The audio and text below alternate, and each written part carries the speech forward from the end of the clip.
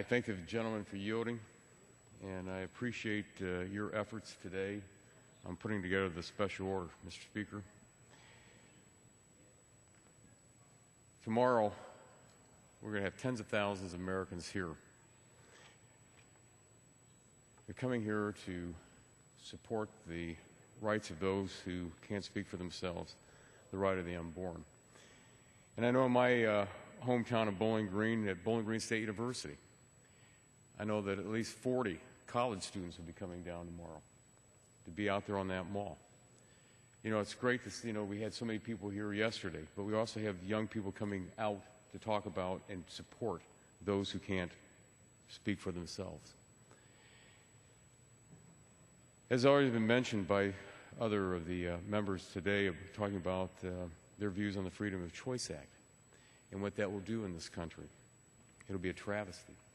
You know, the world judges us by what we do, and they will judge us harshly when they see what we do if this bill would ever become law.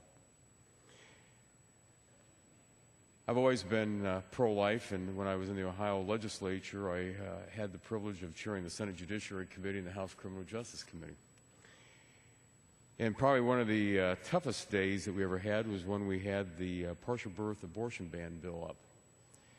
And when you sit on a committee that hears about all the gruesome crimes that are committed against the living, and I'd always have some of my constituents say to me after they'd sat through some of our hearings after a long day, and they said, Latta, how do you sit through that stuff day after day after day? And I'd say, it's my job. But then we had the partial birth abortion bill ban come before our committee. It was kind of also very unique to sit there in that committee room and look out across that audience and looking down across the committee to the folks sitting in their chairs. There was a lot of squirming going on that day because of the testimony of a doctor that testified that day to explain exactly what partial birth abortion was. And it was one of those days that I had the initiative at times as the chair that I could actually tell that we're not going to have anyone under the age of 18 in a hearing room because of what it might do to affect some of the kids that might be there.